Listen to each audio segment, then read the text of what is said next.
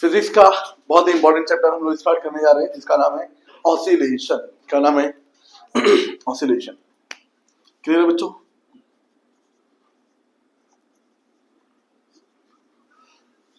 Oscillation सीधा chapter start करता हूं मैं, है ना? सीधी बात, नो बकवास। सबसे पहले इंट्रोडक्शन देखेंगे हम लोग। इंट्रोडक्शन के बाद ऑसिलेशन की डेफिनेशन देखेंगे, रिस्टोरिंग फोर्स देखेंगे, डिफरेंशियल इक्वेशन देखेंगे, equation of velocity, acceleration, displacement. इतना देखेंगे। इतना देखने के बाद उनकी minimum maximum values find out करेंगे। उसके बाद हम लोग जो स्टडी करेंगे graphical representation of displacement, acceleration and velocity देखेंगे। उसके बाद जब आगे प्रोसीड करेंगे एनर्जी का पूरा टॉपिक देखेंगे। फिर उसके बाद जाएंगे हम लोग तो कंपोजिशन ऑफ एसएचएम का टॉपिक देखेंगे। उसके बाद जाएंगे हम लोग तो equation of time period of simple pendulum का बात करेंगे। उसके बाद जाएंगे तो डैम्प्ड ऑसिलेशन देखेंगे। After that free oscillation and force oscillation की हम लोग बात करेंगे और लास्ट में एंगुलर एसएचएम पढ़ के टॉपिक वाइंड अप कर देंगे। क्लियर? अभी हमारा टॉपिक है ऑसिलेशन। क्या है?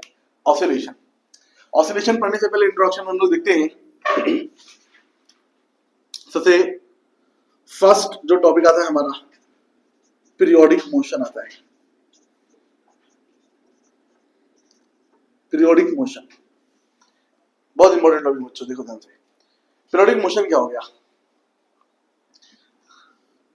The motion which repeat the motion which repeats itself again and again after a regular interval of time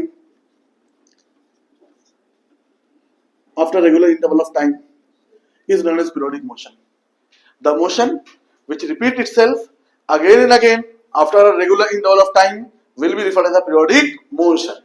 100 बात की एक बात बोलता हूँ, ऐसा मोशन जो एक फिक्स इंटरवल ऑफ टाइम के अंदर क्या करे, अपने आप को बार बार रिपीट करे, उसको क्या बोला जाएगा? पीरियोडिक मोशन बोला जाएगा। मैं उम्मीद करता हूँ सबको समझ में आया होगा, कोई बहुत भारी भरकम बात नहीं। बात जो होती है वो एग्जाम्पल से समझ में आती है, तो एग्जाम्पल से हम लोग समझने की कोशिश करेंगे। क्लियर है? फॉर एग्जाम्पल देखते हैं हम लोग। फॉर एग्जाम्पल सबसे फर्स्ट एग्जाम्पल देखते हैं, motion of earth around the sun. पहली एग्जाम्पल क्या हुई?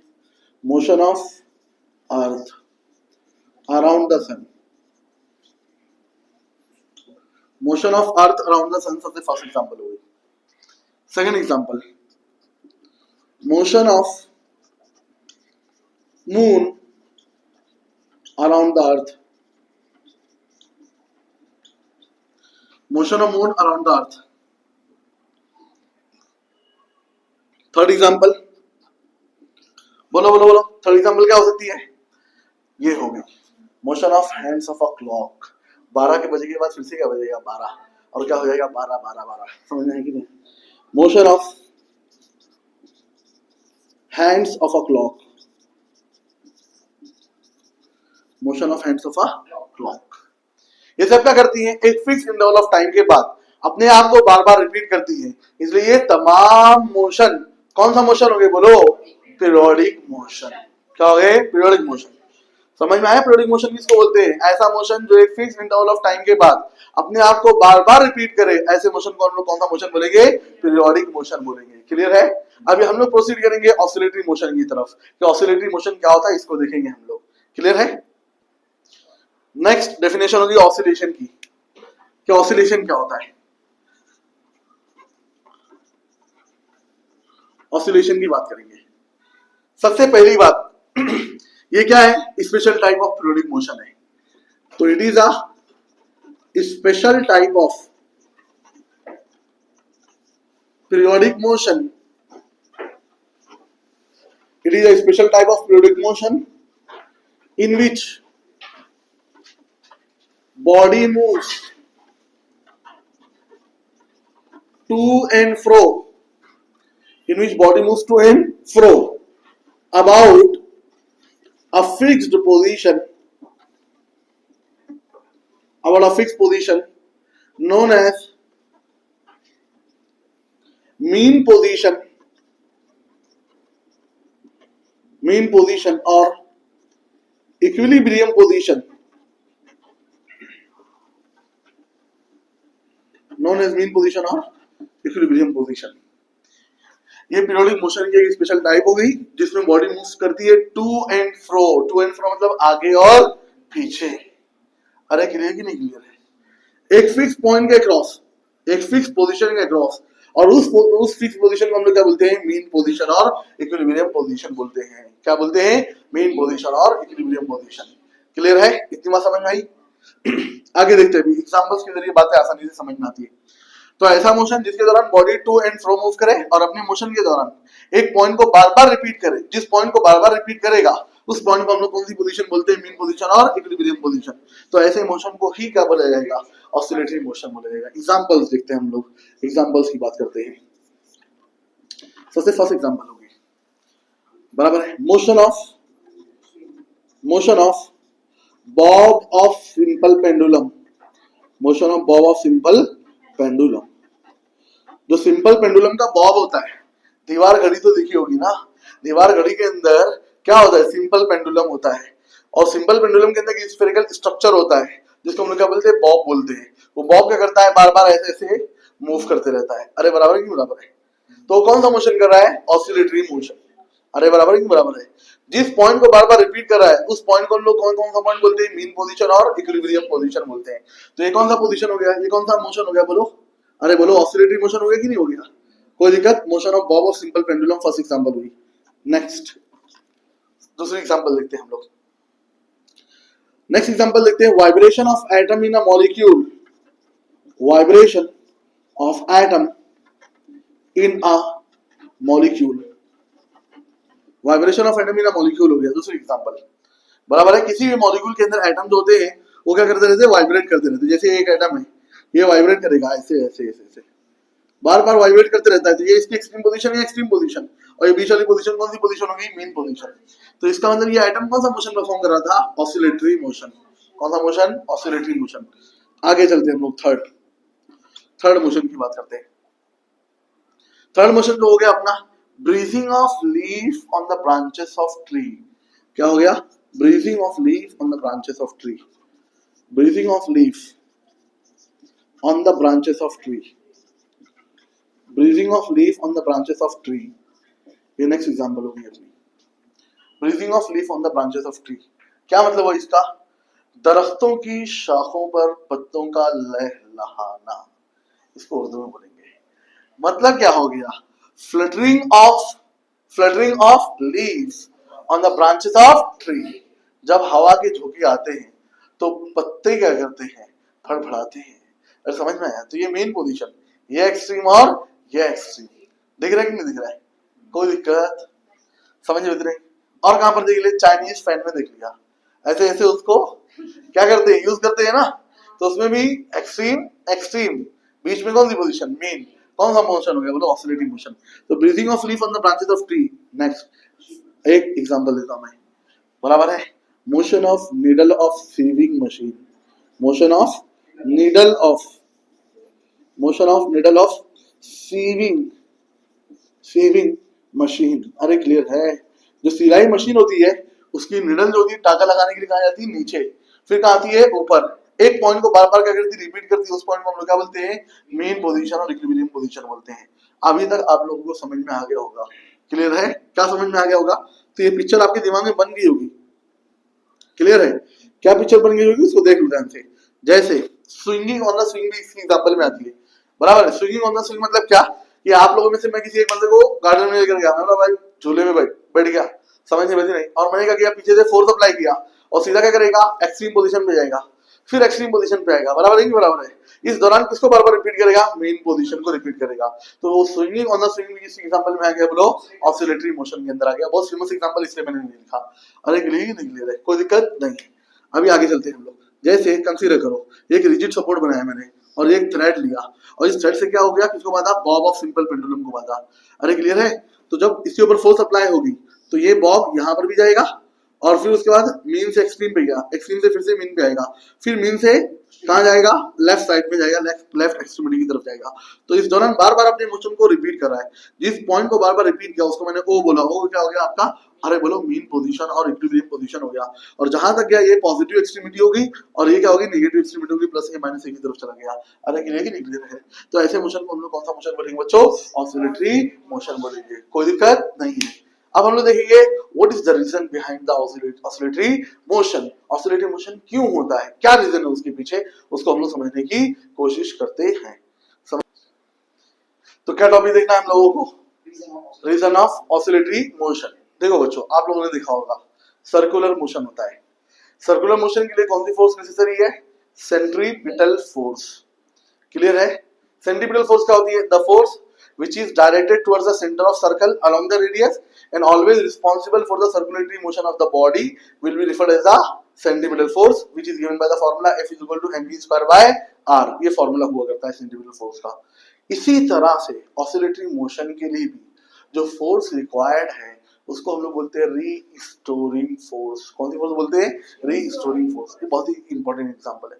अरे क्लियर है। तो जिस तरह से सर्कुलर मोशन के लिए सेंट्रीपिटल फोर्स होती है, इसी तरह से क्या होता है ऑसिलेटरी मोशन के लिए जो फोर्स रिक्वायर्ड है उस फोर्स को हम लोग बोलते हैं restoring force.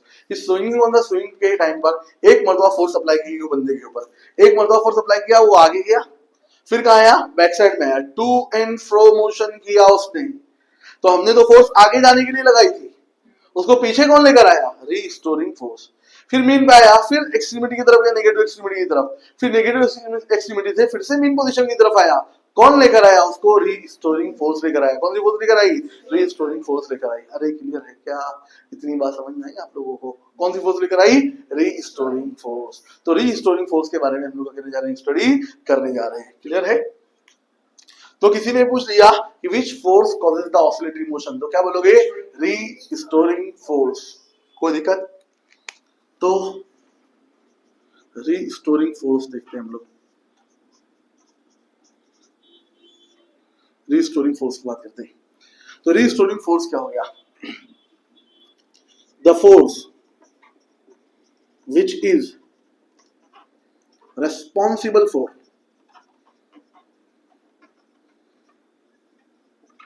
oscillatory motion of the body, the force which is responsible for oscillatory motion of the body and always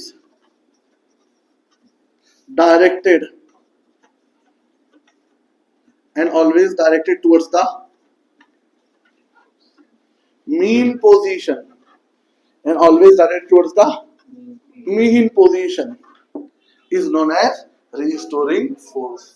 ऐसी फोर्स जो किसी बॉडी के ऑसिलेटरी मोशन के लिए रिस्पॉन्सिबल होती है और हमेशा कहां डायरेक्टेड होती है, मीन पोजीशन की तरफ। तो ऐसी फोर्स को हम लोग कौन सी फोर्स बोलते हैं, रीस्टोरिंग फोर्स बोलते हैं। क्या बोलते हैं, रीस्टोरिंग फोर्स। फर्स्ट पॉइंट तो ये clear. Second point, it is represented by, clear, it is represented by F। किससे रिप्रेजेंट करेंगे इसको, F से। Third point, it is given by the formula,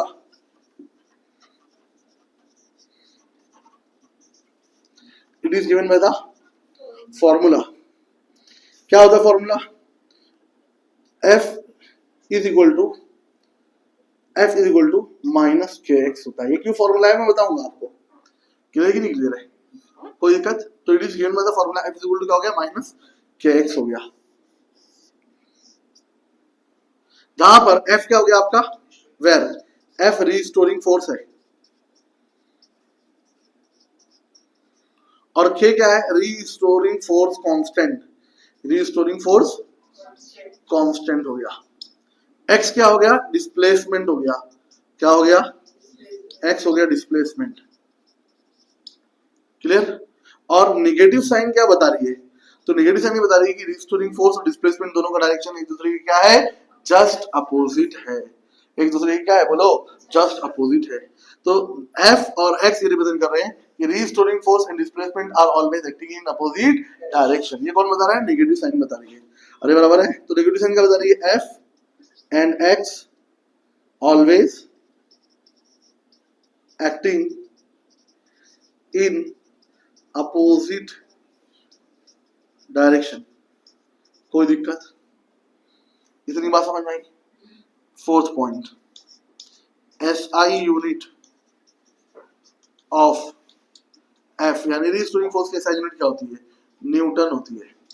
देखो बच्चों, मैंने न्यूटन को स्मॉल लेटर से लिखा, जबकि name of scientist name of person था, लेकिन यूनिट को फुल फॉर्म लिखने का तरीका ये है कि जब भी फुल फॉर्म में लिखा जाएगा तो उसका फर्स्ट लेटर जो होगा, चाहे नेम ऑफ पर्सन ही क्यों ना हो, स्मॉल लेटर से लिखा जाएगा, और इसके सिंबल को जब रिप्रेजेंट किया जाएगा तो एन से रिप्रेजेंट किया जाएगा। तो इसकी एसआई यूनिट क्या होगी? न्यूटन होगी। ये हमने रिस्टोरिंग फोर्स के बारे में देख लिया। अब हम लोग कैरेक्टरिस्टिक्स ऑफ रिस्टोरिंग फोर्स लिखते हैं हम लोग। क्लियर है? कैरेक्टरिस्टिक्स ऑफ रिस्टोरिंग फोर्स ये देखा जाएगा। Clear? Characteristics of restoring force।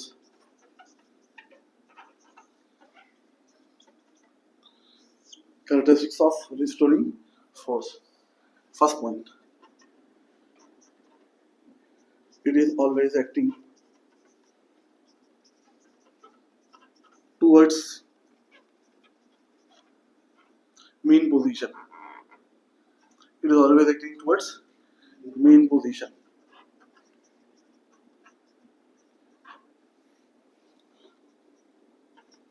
The direction of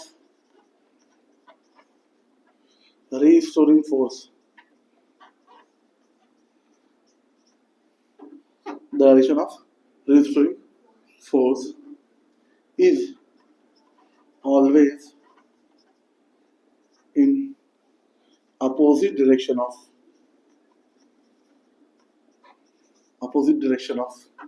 displacement। Restoring force का और डिस्प्लेसमेंट का, ये दोनों का डायरेक्शन क्या होता है? हमेशा अपोजिट होता है। क्लियर है? हमेशा रिस्टोरिंग फोर्स कहाँ लगेगी? अरे बोलो, मीन पोजीशन की तरफ लगती है। हमेशा रिस्टोरिंग फोर्स कहाँ लगती है? तो डिस्प्लेसमेंट हमेशा किसकी तरफ होगा? एक्सट्रीम पोजीशन की तरफ। किसी तरफ बोलो? एक्सट्रीम पोजीशन की तरफ। थर्ड पॉइंट बता देता हूँ आपको। क्लियर है? थर्ड पॉइंट क्या हो गया?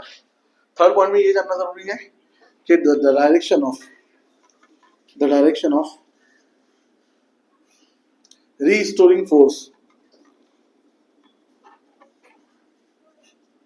and acceleration। The direction of restoring force and acceleration। The direction of restoring force and acceleration is same। Clear है? restoring force और acceleration ये दोनों का डायरेक्शन क्या होता है? सेम होता है। अरे क्लियर है कि नहीं क्लियर है? फोर्थ पॉइंट, रीस्टोरिंग फोर्स और डिस्प्लेसमेंट ये क्या होते हैं? इक्वल इन मैग्नीट्यूड होते हैं। क्या होते हैं? इक्वल इन मैग्नीट्यूड, लेकिन इनका डायरेक्शन क्या होता है? अपोजिट होता है। अरे क्लियर है? Restoring force and displacement are in, तो are equal in magnitude, but opposite in direction. ये पहले से मैं आपको बता चुका हूँ। क्लियर है? तो रिस्टोरिंग फोर्स और डिस्प्लेसमेंट इनका मैग्नीट्यूड क्या होता है? इक्वल होता है, लेकिन इनका डायरेक्शन क्या होता है? ये एक दूसरे के अपोजिट होते हैं। ये हम लोगों ने देख लिया। अभी नेक्स्ट टॉपिक हम स्टार्ट करने जा रहे हैं रिस्टोरिंग फोर्स कांस्टेंट का। तो इतनी प्रॉपर्टी याद रखना है। Always acting towards the mean position, direction of restoring force is always in opposite direction of displacement, direction of restoring force and acceleration is same, restoring force and displacement are equal in magnitude। अब आगे का जो हमारा topic है वो restoring force constant का है। किसका है? Restoring force constant. तो नेक्स्ट टॉपिक में स्टार्ट करने जा रहा हूं रिस्टोरिंग फोर्स कांस्टेंट का। नेक्स्ट टॉपिक हमारा आता है restoring force constant.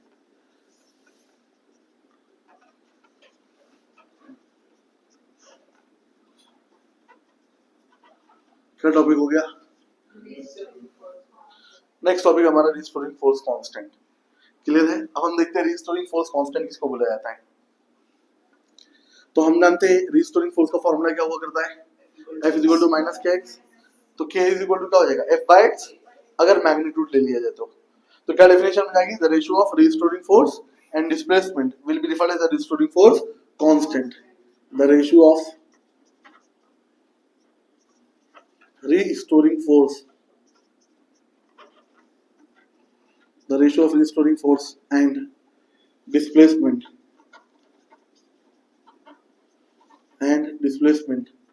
is known as restoring force constant.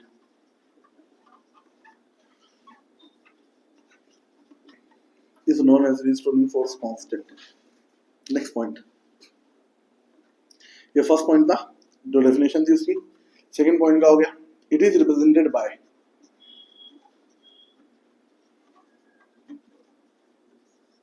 किससे रिप्रेजेंट करते हैं इसको, के से रिप्रेजेंट करते हैं. Third point, it is given by the formula.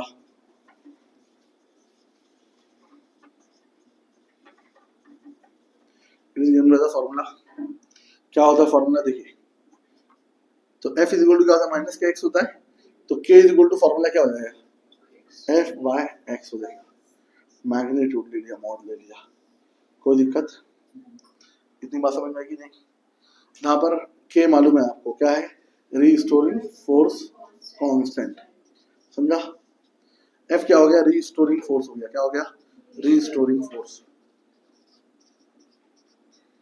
x क्या हो गया, डिस्प्लेसमेंट हो गया.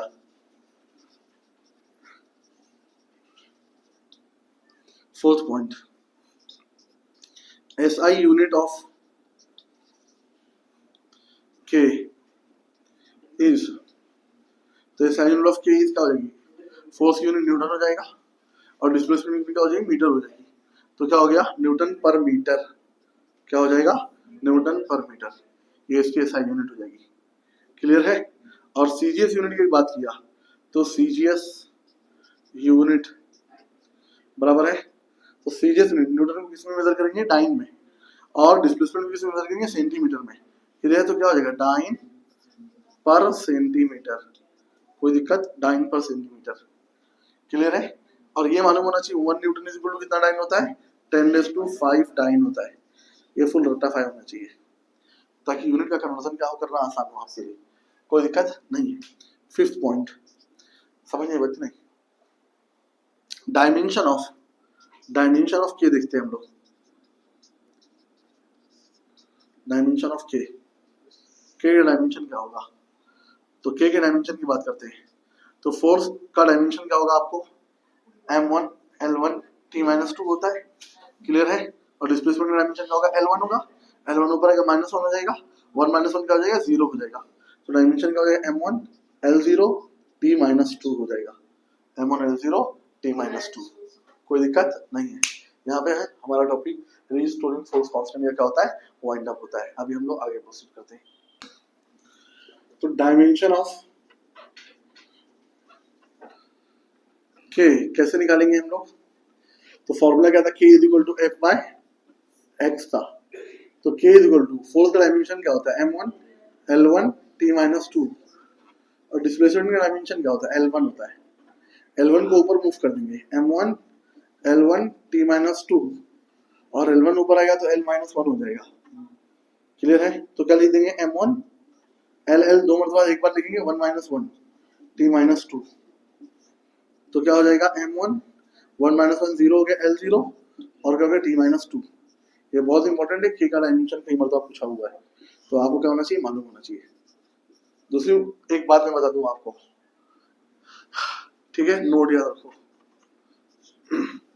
k को क्या बोलते हैं हम लोग, तो रीस्टोरिंग फोर्स कांस्टेंट बोलते हैं, तो है कॉमन है.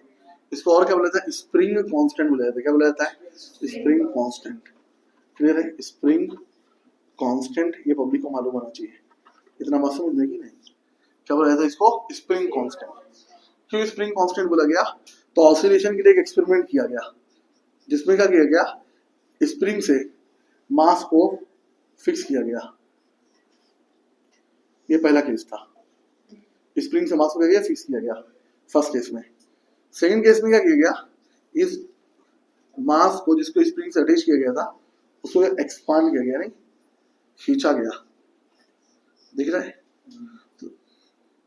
तो ये एक्सपांशन ऑफ स्प्रिंग हुआ. दूसरे केस में अगर हम लोग देखते हैं तो क्या होता है, कंप्रेशन होता है. क्या होता है, compression.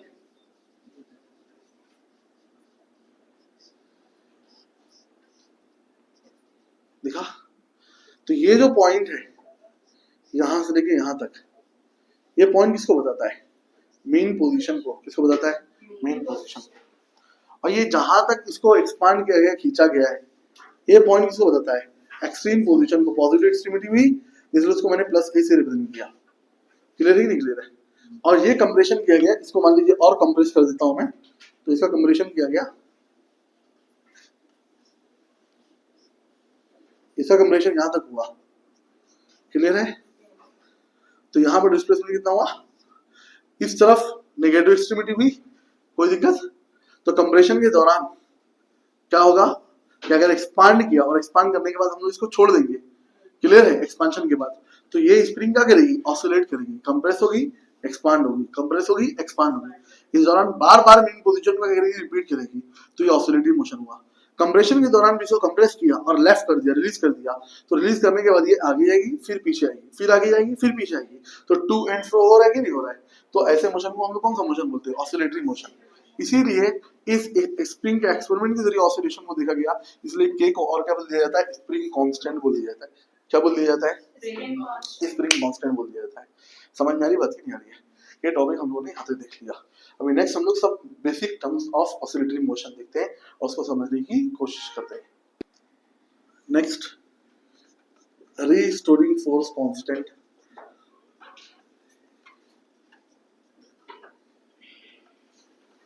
in terms of restoring force constant in terms of angular frequency angular frequency के टर्म में हम लोग restoring force को कैसे डिटरमाइन करेंगे? बराबर है। since formula of restoring force is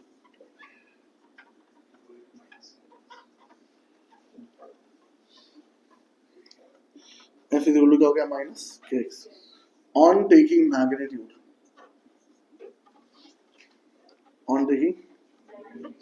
ले लिया हम लोगों ने, तो क्या हो जाएगा? Formula F is equal to kx हो जाएगा। फोर्स का फॉर्मूला क्या होता है? Mass into acceleration is equal to k into x हो गया। कोई डाउट नहीं? तो m into a is equal to क्या हो गया? kx हो गया। a इज इक्वल टू क्या हो जाएगा? k बाय m हो जाएगा, इनटू क्या हो जाएगा? x हो जाएगा। क्लियर है? इतना बात समझ में आई? और हम लोग जानते हैं सिंस क्या कि omega square is equal to क्या होता है? k बाय m होता है, इसलिए a की वैल्यू मिल जाएगी अपने को क्या? Omega square x। क्लियर है? क्या मिल जाएगी? Omega square x। लेकिन ये तो एक्सेलरेशन का फॉर्मूला हुआ, मुझे बताना क्या था आपको? मुझे बताना था आपको एंगुलर फ्रीक्वेंसी। तो omega square is equal to क्या है? k बाय m है, तो k इज इक्वल टू क्या हो जाएगा? m ओमेगा स्क्वायर हो जाएगा। कोई दिक्कत? ये आपको याद रखना है। k इज इक्वल टू क्या हो जाएगा? m omega square. Since omega is equal to क्या होता है? 2 पाई बाय t होता है, और इनवर्स ऑफ टाइम पीरियड क्या होता है? फ्रीक्वेंसी होता है, बराबर 1 बाय t क्या होगा? n होगा। n यानी क्या होती है? फ्रीक्वेंसी होती है, तो 2 पाई n भी ले सकते हैं। तो ओमेगा के दो फॉर्मूले बताए मैंने, 2 पाई बाय t और 2 pi n। In terms of time period लिखोगे k को, तो k in terms of time period तो क्या हो जाएगा? k is equal to m 2 pi by t the whole square. तो क्या मिल जाएगा आपको? अरे बोलिए, m into 4 pi square by t square. मतलब k का रिलेशन टाइम के साथ कैसा है? बोलो, इनवर्स है। ये पहली चीज। दूसरी चीज, k इज इक्वल टू क्या होता है? m ओमेगा स्क्वायर होता है, तो ओमेगा की प्लेस पे मैं n रखूंगा, 2 pi n the whole square हो जाएगा। क्लियर है? तो इसका स्क्वायर क्या हो जाएगा? 4 पाई स्क्वायर n स्क्वायर हो जाएगा। ये याद रखना बहुत जरूरी है बच्चों, आपको अलग अलग फॉर्म क्या होना चाहिए? आपको मालूम होना चाहिए। क्लियर है?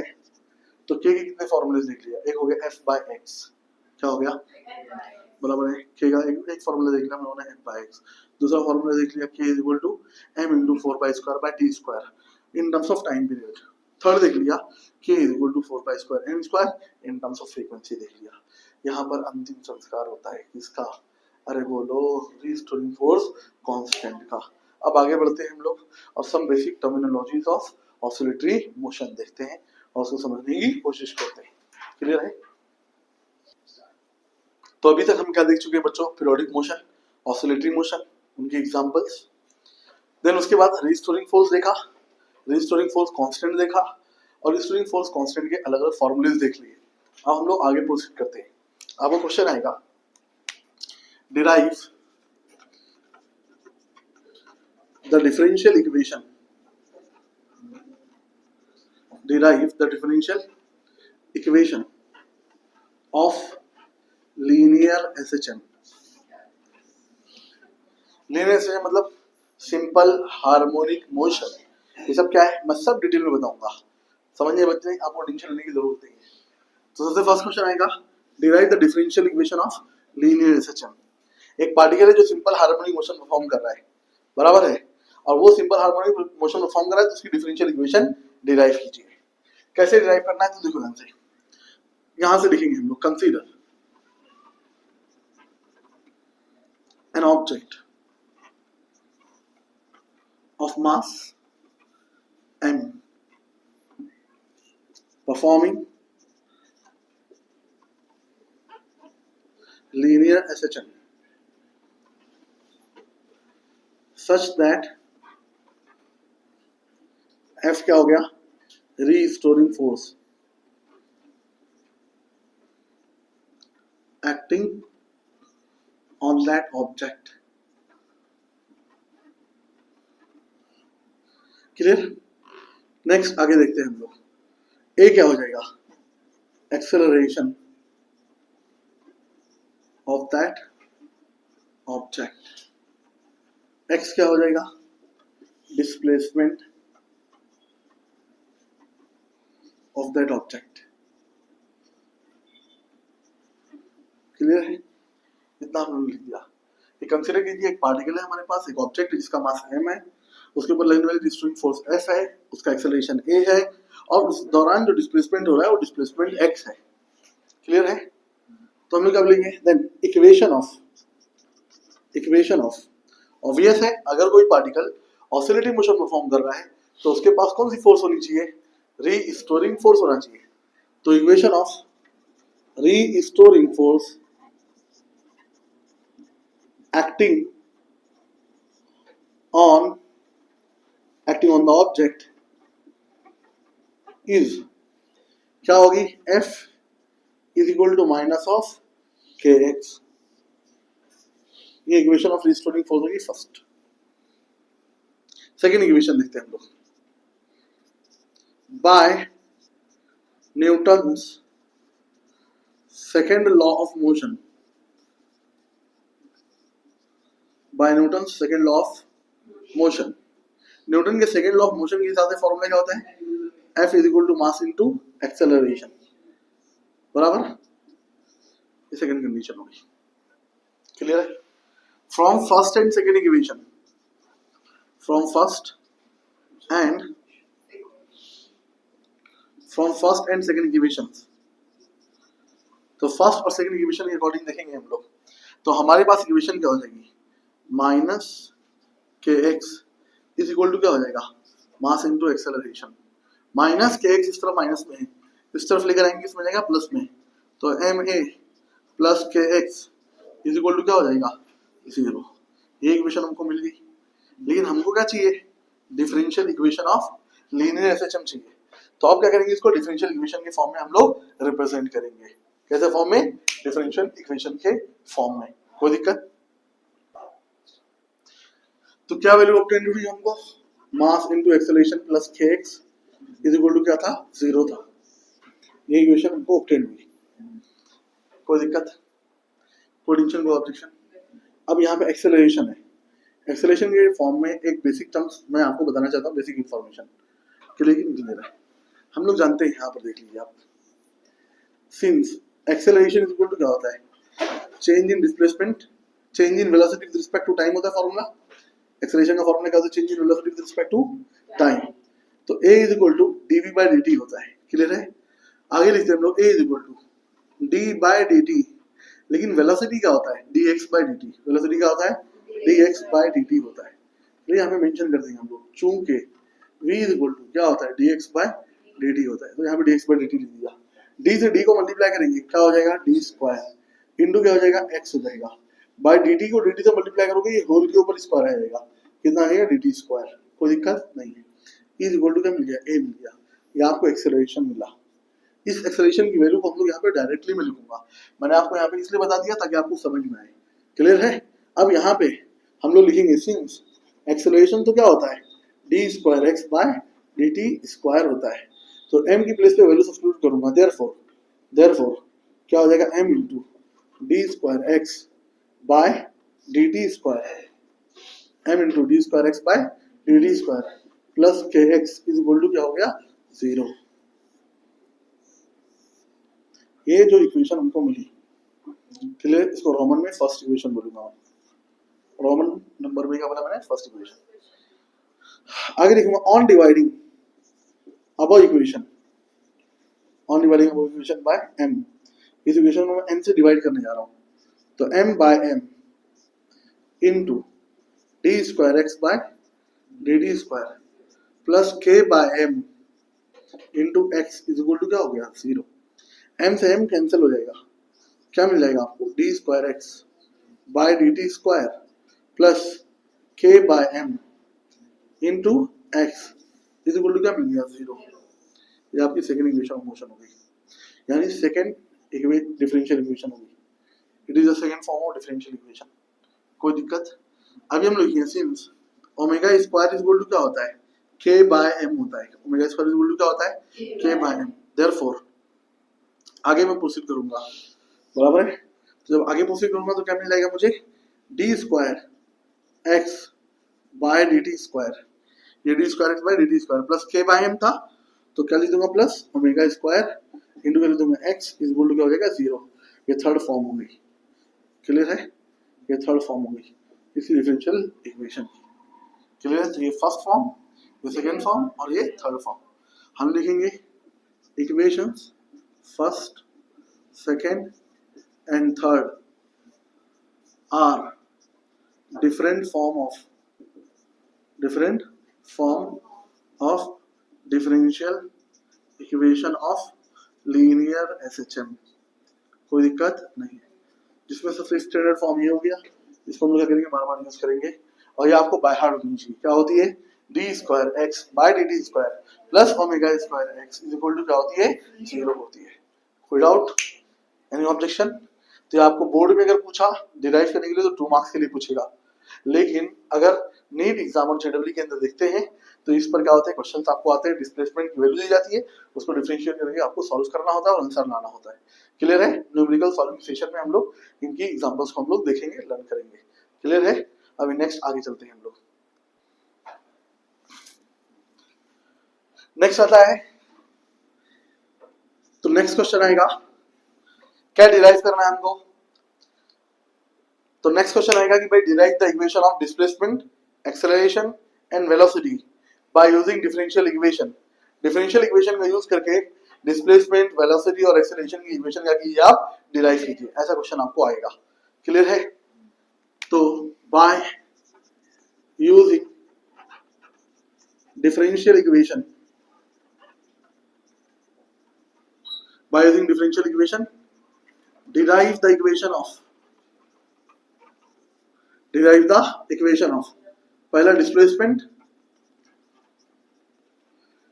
मालूम कीजिए, सेकेंड एक्सेलरेशन और वेलोसिटी भी मालूम कीजिए। ये तीनों का करना है हमको, फाइंड आउट करना है। क्लियर है? by using the differential equation derive the equation of displacement, acceleration and velocity। कोई दिक्कत? सबसे फर्स्ट हम लोग मालूम करने की कोशिश करते हैं, सबसे इजी है जो मालूम करना वो एक्सेलरेशन है, उसके बाद वेलोसिटी में फाइंड आउट करके बताऊंगा और उसके बाद डिस्प्लेसमेंट फाइंड आउट करके बताऊंगा। क्लियर है? तो एक सिस्टमैटिक मैनर में हम लोग करते हैं, देखते हैं। कोई दिक्कत? By using the differential equation derive the equation of displacement, velocity and acceleration. जिसमें सबसे फर्स्ट हम लोग मालूम करने जा रहे हैं, क्या मालूम करने जा रहे हैं बोलो? Equation of acceleration. Equation of acceleration हमको डिटरमाइन करना है, इक्वेशन ऑफ एक्सेलरेशन। क्लियर है? देखो बच्चों, since differential equation of linear SHM is, differential equation of linear SHM is क्या होती है? D square x by d t square, full रट्टा फाई होना चाहिए, plus omega square x is equal to क्या होती है 0 होती है। Clear? D square x by d t square is equal to minus omega square x. D square x by d t square कैसे बना? D by d t d v by d t, है ना? नहीं, ये d x by d t से बना है।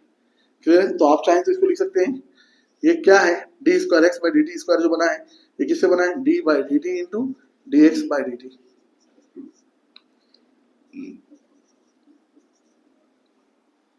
कोई दिक्कत? आगे लिखते हैं हम लोग। Since velocity is equal to क्या होता है?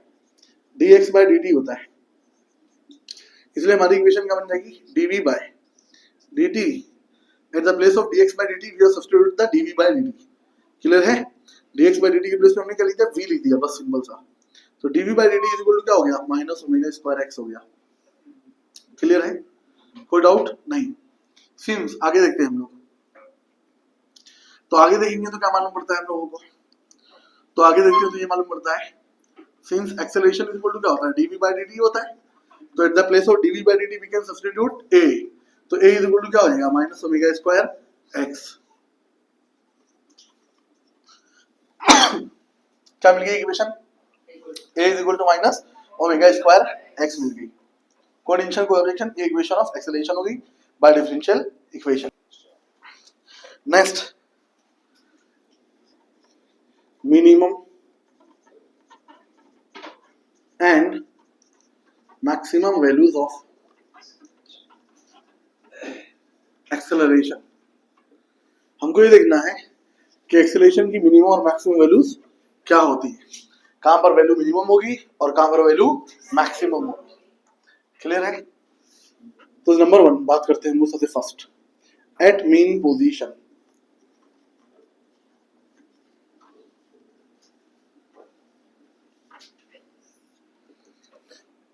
Since displacement of particle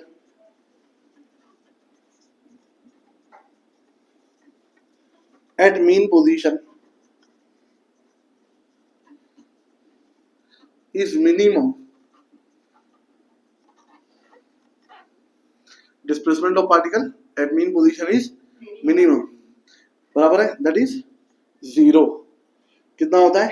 is minimum, minimum है यानी कितना हो गया? दैट इज 0 हो गया। कितना हो गया?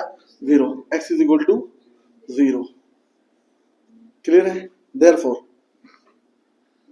Equation of acceleration is a is equal to क्या थी equation of acceleration? Minus omega square x। तो a is equal to minus omega square into 0 क्या हो जाएगी? 0। ये जो वैल्यू मिली एक्सेलरेशन की मिनिमम है या मैक्सिमम है? मिनिमम। मालूम क्या पड़ा कि एक्सेलरेशन जो होता है वो मिनिमम होता है कहां पर? मीन पर। अरे बराबर है? देयरफॉर क्या लिखेंगे हम लोग? Value of acceleration, value of acceleration is minimum at mean position, is minimum at, value of acceleration is minimum at mean position. Acceleration की वैल्यू मिनिमम होती है मीन पोजीशन पर। कोई दिक्कत नहीं है? अब एक्सट्रीम पोजीशन की बात करते हैं। At extreme position, extreme position की बात करेंगे तो displacement of particle extreme position में मैक्सिमम होता है। तो since displacement of particle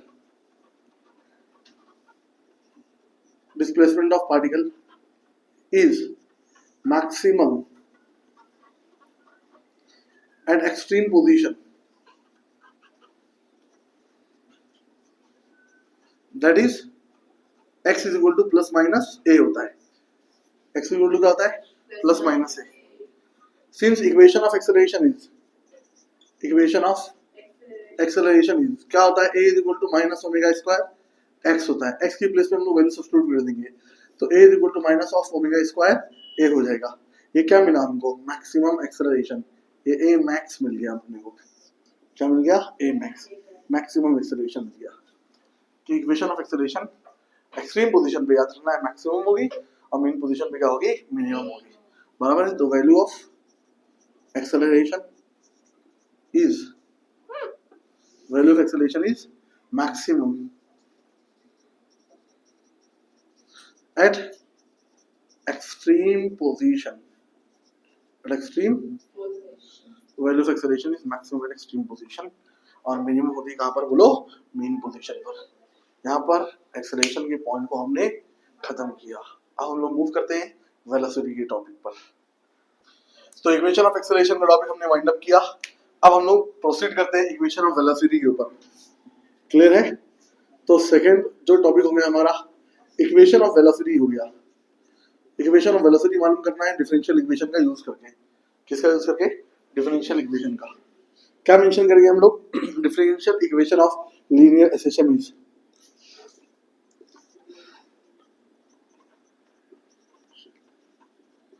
differential equation of linear SHM is. तो differential equation of linear SHM क्या होती है? D square x by d t square plus omega square x is equal to क्या होता है? जीरो होता है। D square x by d t square plus omega square x is equal to क्या होता है? जीरो। तो हम लोग क्या लिख देंगे? D square x by d t square is equal to minus of omega square x. Clear है? इसको क्या लिख देंगे हम लोग? डी बाय डी टी, जैसा हमने एक्सेलरेशन में किया था वही करना है यहाँ पे, into d x by d t is equal to क्या करना है? Minus omega square x. यहाँ नीचे मेंशन करना है since v is equal to क्या होता है? dx बाय dt होता है, तो इसलिए dx बाय dt की प्लेस पे क्या लिख दूंगा? v लिख दूंगा। तो ये इक्वेशन क्या फ्रेम हो जाएगी? dv by dt is equal to minus omega square x. इतना बात समझ में आ रही है कि नहीं आ रही है? कोई दिक्कत? ये जो इक्वेशन हमको ऑब्टेन हुई है इसमें दोनों तरफ हम लोग किससे मल्टीप्लाई करेंगे? dx से। कैसे मल्टीप्लाई करेंगे? dx से।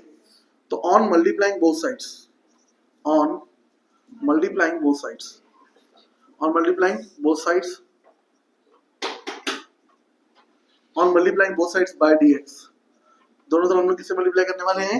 dx से मल्टीप्लाई करने वाले हैं। समझ में नहीं? therefore इसलिए हमारी इक्वेशन क्या हो जाएगी? dv by dt into dx is equal to minus omega square x into dx हो गया। क्लियर है? अब मैं क्या करने वाला हूँ?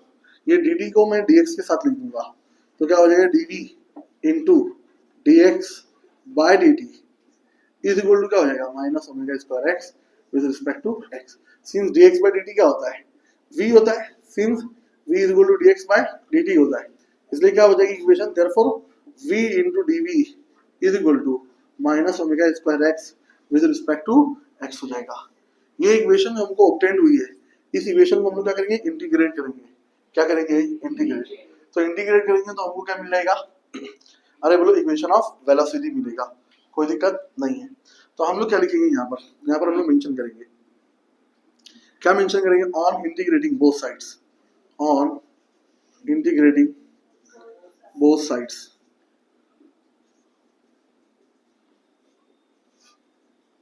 On integrating both sides.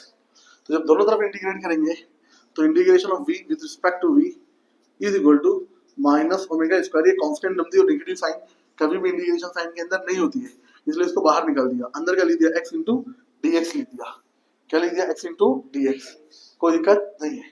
आगे देखते हैं हम लोग। तो इंटीग्रेशन का फॉर्मूला क्या होना चाहिए? हमको मालूम होना चाहिए। वो इंटीग्रेशन के फॉर्मूले के बेसिस पे क्या करेंगे? हम लोग इसको प्रोसीड करेंगे। सिंस फॉर्मूला ऑफ इंटीग्रेशन क्या होता है? फॉर्मूला ऑफ इंटीग्रेशन देखेंगे हम लोग।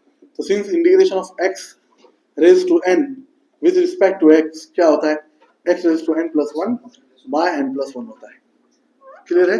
और साथ में कुछ ना कुछ कांस्टेंट लगता है जिसको हम लोग इंटीग्रेशनल कांस्टेंट बोलते हैं। तो ये फॉर्मूला लिख दिया हम लोगों ने। इस फॉर्मूले को हम लोग क्या करेंगे? यहाँ पे यूटिलाइज करेंगे, इस्तेमाल करेंगे, यूज करेंगे। तो इस फॉर्मूले को जब यहाँ पे यूज करेंगे तो यहाँ पर कुछ पावर नहीं आने, कितना पावर? 1। यहाँ पर भी कुछ पावर नहीं आने, कितना पावर? 1। 1 प्लस 1 कितना हो जाएगा? 2। और नीचे भी 1 प्लस 1 कितना हो जाएगा? 2। तो इक्वेशन क्या बन जाएगी? v square by 2 is equal to minus omega square into x square by 2। कोई दिक्कत? प्लस क्या हो जाएगा? c लिख दूंगा मैं। क्या लिख दूंगा? c। जहां पर मेंशन करूंगा मैं c क्या है, तो c is an integrational constant. c को क्या बोलेगा? इंटीग्रेशनल कांस्टेंट। वेयर c क्या है? इंटीग्रेशनल कांस्टेंट है। इंटीग्रेशनल कांस्टेंट।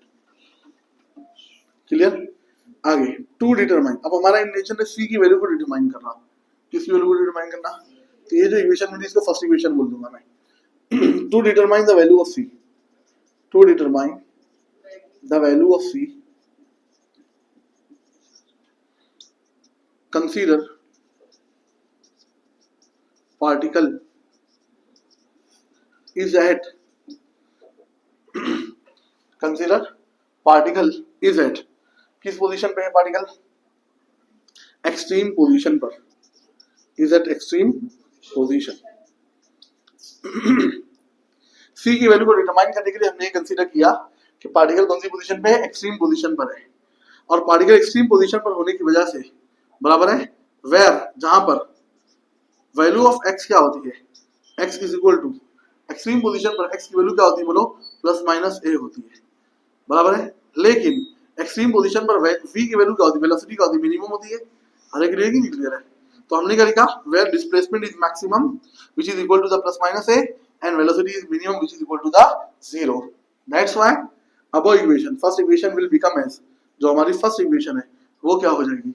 तो फर्स्ट इक्वेशन को जब हम लोग प्रोसीड करेंगे तो फर्स्ट इक्वेशन हमारी बन जाएगी, क्या लिखेंगे? On substituting values of x and v in first equation. कौन सी इक्वेशन में सब्स्टिट्यूट करने जा रहे हैं हम लोग? फर्स्ट इक्वेशन में। कोई दिक्कत? फर्स्ट इक्वेशन में सब्स्टिट्यूट करेंगे, x की प्लेस पे a लिखेंगे और v की प्लेस पे 0 रखेंगे तो c की वैल्यू मिल जाएगी। क्लियर है? तो x की वैल्यू को हम लोग किस में सब्स्टिट्यूट करना है? फर्स्ट इक्वेशन में। और v की वैल्यू को भी किस में सब्स्टिट्यूट करना है? हम लोगों को फर्स्ट इक्वेशन में सब्स्टिट्यूट करना है। समझ में आ रही बात की नहीं आ रही है? तो हमारी इक्वेशन क्या बन जाएगी? v की प्लेस पे हम लोग 0 रखेंगे, देयरफॉर v के प्लेस पे 0 रखेंगे तो 0/2 क्या हो जाएगा? 0 हो जाएगा। 0 is equal to minus omega square x, x की प्लेस पे रखेंगे a रखेंगे तो क्या हो जाएगा? Minus omega square a square by 2 हो जाएगा, प्लस क्या हो जाएगा? c हो जाएगा। इसलिए c को यही रहने दिया, इसको इस तरह मूव करेंगे तो प्लस में हो जाएगा, omega square a square bye क्या हो जाएगा? 2 हो जाएगा। ये c की वैल्यू मिल गई। इस c की वैल्यू को उठा के फिर से किस में रखेंगे? फर्स्ट इक्वेशन में। तो हम मेंशन करेंगे on substituting value of c in first equation. कौन सी इक्वेशन में सब्स्टिट्यूट करने जा रहे हैं हम लोग? फर्स्ट इक्वेशन में। देयरफॉर जहां पर क्या हो जाएगी value? v square by 2 is equal to minus omega square x square by 2 plus c की प्लेस पे सब्स्टिट्यूट कर देंगे, omega square a square by 2 हो जाएगा। कोई दिक्कत? आगे देखते हैं हम लोग। तो क्या हो जाएगा? v square by 2।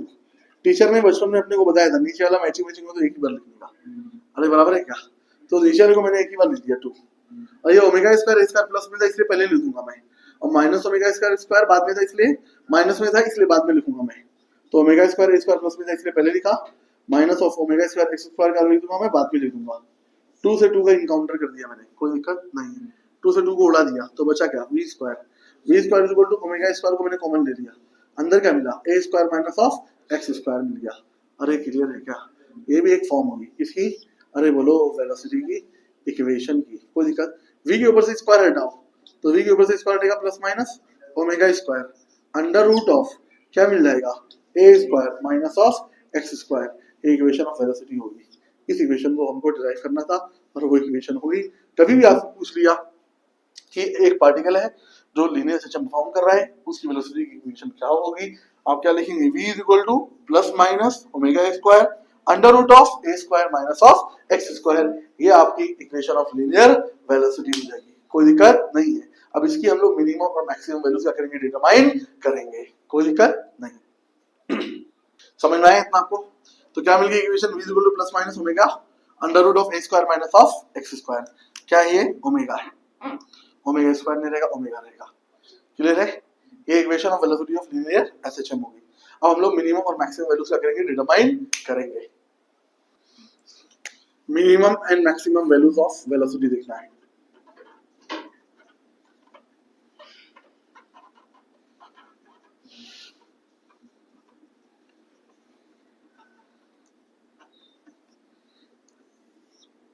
Minimum and maximum values of velocity.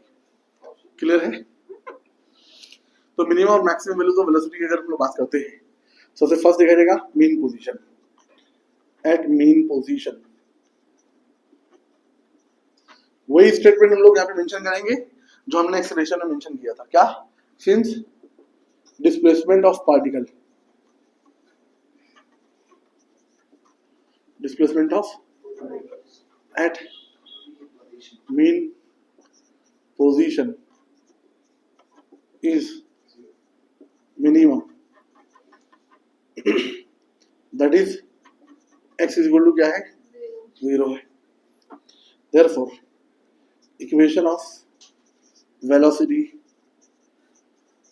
is v is equal to omega plus minus है अंडरस्टूड है under root of a square minus of x square. x के प्लेस पे क्या वैल्यू सब्स्टिट्यूट कर देंगे, 0. तो a square minus of x square की जगह पे क्या रख देंगे, 0 रख देंगे हम लोग. तो v is equal to omega under root of क्या मिल गया, a स्क्वायर मिल गया. a स्क्वायर रूट से बाहर आ जाएगा तो क्या आ जाएगा, a बचेगा. तो v इज इक्वल टू क्या आ गया बोलो, ओमेगा a आ गया. क्या आ गया, omega plus minus omega a मिल गया. बराबर है. मालूम क्या पड़ा पूरे ऑसिलेशन चैप्टर में, in whole oscillation chapter, values of velocity and kinetic energy only will be maximum at mean position, while all the quantities at the extreme will be extreme, at mean will be minimum. इतना बात समझ में आई क्या, पूरी physical quantities की बात करेंगे, सब के सब एक्सट्रीम पे एक्सट्रीम होंगी और मीन पे मीन. अरे बराबर, except velocity and kinetic energy. Velocity और काइनेटिक एनर्जी सिर्फ ये दो क्वांटिटीज ऐसी हैं जो मीन पर मैक्सिमम और एक्सट्रीम पर मिनिमम होंगी. ये मैंने आपको प्रूफ किया यहाँ पे. ये वेलोसिटी की वैल्यू क्या मिल गई, v equal to omega a. इसका मतलब क्या हो गया, velocity is maximum at mean position. Velocity is maximum at mean position, ये हमने मेंशन कर दिया यहाँ पे. कोई दिक्कत. अब देखते हैं एक्सट्रीम पे मिनिमम कैसे है. क्लियर है. एट एक्सट्रीम पोजीशन देखते हैं हम, एट एक्सट्रीम पोजीशन. तो एक्सट्रीम पोजीशन पे बात करते हैं. क्लियर है. तो since displacement eight extreme position is maximum, that is x is equal to plus minus a. Therefore, equation of velocity is क्या हो गया, v is equal to omega under root of a square minus of x square. At the place of x, we will substitute the value a square minus of a square, 2a square हो जाएगी, नहीं हो जाएगा, 9, 0 होगा. अरे समझा क्या. तो v equal to omega into 0, तो v इक्वल टू क्या हो जाएगा, 0. इसलिए वेलोसिटी एक्सट्रीम पोजीशन पे क्या हो गई, मिनिमम min, और यहाँ पर क्या होगी, मैक्सिमम max. कोई दिक्कत नहीं है. तो लिख देंगे हम लोग, देयरफॉर वेलोसिटी इज मैक्सिमम, है ना, 9 मिनिमम at extreme position. मैं उम्मीद करता हूं आप लोगों को समझ में आया होगा. मन की आंख से देखोगे पूरा संसार दिखाई देगा. एक मरतबा देख लो ध्यान से. अब हम लोग इक्वेशन ऑफ डिस्प्लेसमेंट की तरफ बढ़ते हैं. थर्ड डिफरेंशियल इक्वेशन का यूज करके हमको किसकी इक्वेशन ड्राइव करनी है, डिस्प्लेसमेंट की. तो थर्ड आ गया डिस्प्लेसमेंट.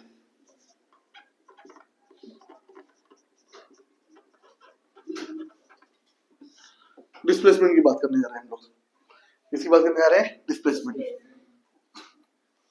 तो डिफरेंशियल इक्वेशन का यूज करके हमने इक्वेशन ऑफ वेलोसिटी मालूम किया था. उस इक्वेशन ऑफ वेलोसिटी का यूज करके हम लोग डिफरेंशियल इक्वेशन मालूम करेंगे. मतलब क्या रहेगा, तो हमने डिफरेंशियल इक्वेशन का यूज करके वेलोसिटी मालूम किया और वेलोसिटी का यूज करके हम लोग डिस्प्लेसमेंट मालूम करेंगे. अरे क्लियर है क्या, कोई दिक्कत. तो equation of velocity during linear SHM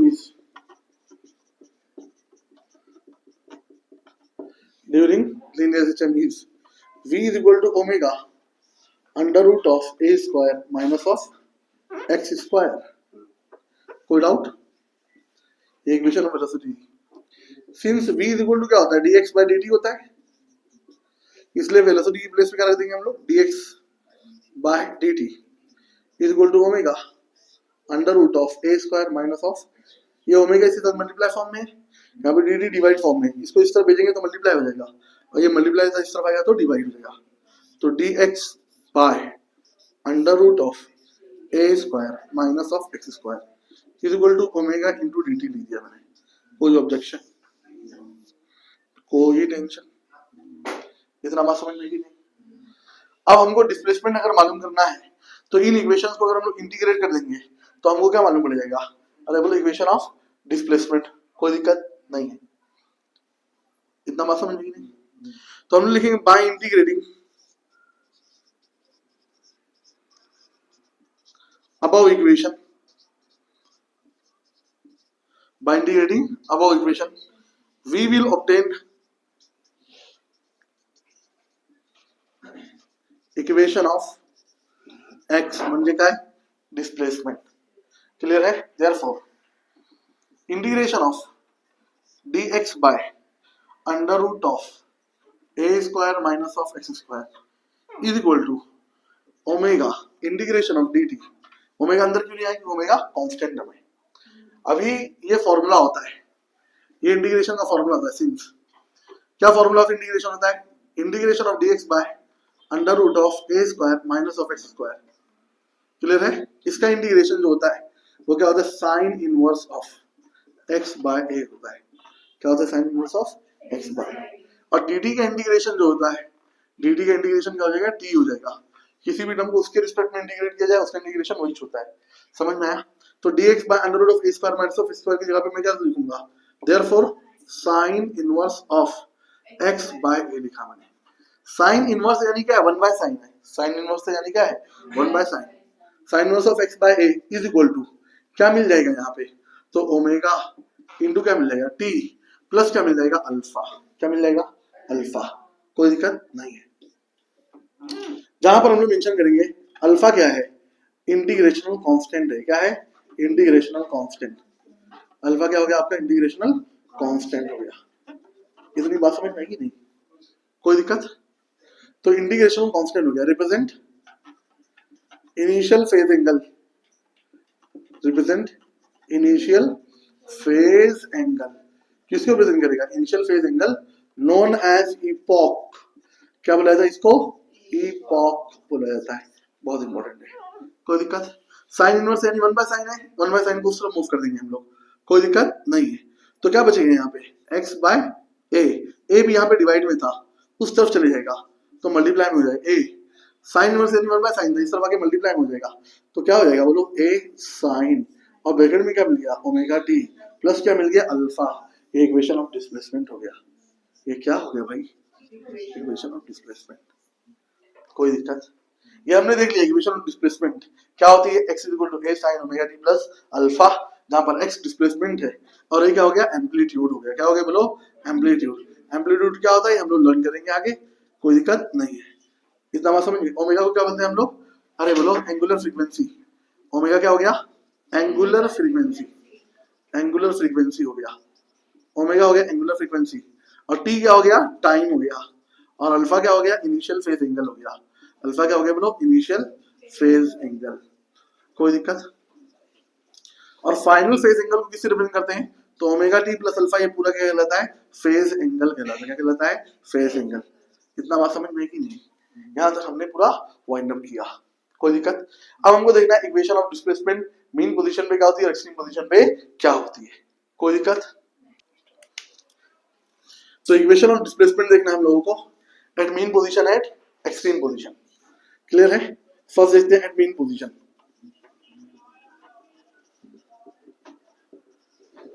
eight mean position, जब मीन पोजीशन की बात करते हैं तो initial phase angle, initial phase angle बराबर है at mean position, at mean position is 0। That is initial phase angle मतलब किसी बात की, अल्फा की। अल्फा की वैल्यू यहां पर क्या है, 0 है। Since equation of displacement is, equation of displacement क्या होगी, x is equal to a sin omega t plus alpha. At the place of alpha we will substitute the value 0। Omega t plus 0, 0 रख दिया तो क्या बन जाएगी इक्वेशन a sine omega t, क्या बन जाएगी बोलो ए साइन ओमेगा टी। तो x इज इक्वल टू क्या मिल गई ए साइन ओमेगा टी। कभी भी ये इक्वेशन आपको दिख गई आप समझ जाना ये डिस्प्लेसमेंट की बात हो रही कौन सी पोजीशन पे, मीन पोजीशन पे, कोई दिक्कत नहीं है। सेकंड देखते हैं at extreme position, at extreme position. तो जब मीन पोजीशन से, ये मीन पोजीशन ओ था, यहां से मूव करके पार्टिकल कहां पर गया, एक्सट्रीम पोजीशन पे गया प्लस ए की तरफ, तो इस दौरान फेज एंगल कितना हुआ पाई बाय 2। मैं हर एक चीज को आपको डिटेल में बताऊंगा, टेंशन लेने की जरूरत नहीं, स्टेप बाय स्टेप जाएंगे हम लोग, कोई दिक्कत। तो हम लिखेंगे value of phase angle at extreme position, at extreme position is 90 degree, that is क्या हो गया alpha is equal to pi by 2। Therefore equation of displacement, equation of displacement क्या होती है, x is equal to a sine omega t plus alpha. At the place of alpha we will substitute the value pi by 2, a sine pi by 2, x is equal to a sine pi by 2, a sine omega t plus pi by 2, कोई दिक्कत। तो हम लोग जानते हैं omega t plus pi by 2 में इसका formula होता है साइन कन्वर्ट हो जाएगी इसमें कॉस में, क्या हो जाएगा ए कॉस ओमेगा टी हो जाएगा, क्या हो जाएगा बोलो ए कॉस ओमेगा टी, कोई दिक्कत नहीं है। तो आपको मेन पोजीशन पे इक्वेशन ऑफ डिस्प्लेसमेंट पूछा तो x is equal to a sin omega t होता है, और एक्सट्रीम पोजीशन पे पूछ लिया तो x is equal to a cos omega t है। नेक्स्ट लेक्चर में मैं आपको बताऊंगा कि डिस्प्लेसमेंट के जरिए आप वेलोसिटी कैसे फाइंड आउट कर सकते हैं और एक्सेलरेशन कैसे डिटरमाइन कर सकते हैं। तो आज का टॉपिक हमने क्या कंप्लीट किया, पहले पीरियोडिक मोशन देखा, देन उसके बाद क्या देखा ऑसिलेटरी मोशन, उसके एग्जांपल्स, रीस्टोरिंग फोर्स का formula F equal to minus kx, restoring force constant देखा, क्या होता है formula k equal to f by x, उसकी यूनिट क्या होती है न्यूटन पर मीटर होती है। देन उसके बाद मैंने आपको डिफरेंशियल इक्वेशन बताया d square x plus d square x by dt square plus omega square x equal to क्या हो गया 0 हो गया। फिर मैंने आपको इक्वेशन ऑफ एक्सेलरेशन बताया a इक्वल टू क्या होता है माइनस ओमेगा स्क्वायर x होता है जो एक्सट्रीम पोजीशन में मैक्सिमम होता है, मीन पोजीशन में मिनिमम होता है। उसके बाद मैंने आपको वेलोसिटी बताया, वेलोसिटी की equation v equal to omega under root of x square minus of x square बताया, जिसमें मैंने आपको बताया कि वेलोसिटी की वैल्यू जो होती है मीन पोजीशन पे मैक्सिमम होती है कितना ओमेगा है और एक्सट्रीम पोजीशन में मिनिमम होती है। उसके बाद डिस्प्लेसमेंट बताया, डिस्प्लेसमेंट अपने को पहले से मालूम था, क्या डिस्प्लेसमेंट की वैल्यू जो होती है मीन पे मिनिमम होती है 0 और एक्सट्रीम पे मैक्सिमम होती है कितना होती है a के बराबर होती है, एम्पलीट्यूड के बराबर होती है। इक्वेशन ऑफ डिस्प्लेसमेंट क्या मिला था अपने को x equal to a sin omega t plus alpha, जहां पे अल्फा को हमने इनिशियल फेज एंगल बोला था, उसका यूज करके हम लोगों ने क्या किया इक्वेशन ऑफ डिस्प्लेसमेंट मीन पे और एक्सट्रीम पे डिटरमाइन किया, x equal to a sin omega t और x equal to a cos omega t। आज के लिए इतना काफी है, बाकी हम लोग मिलते हैं नेक्स्ट लेक्चर में।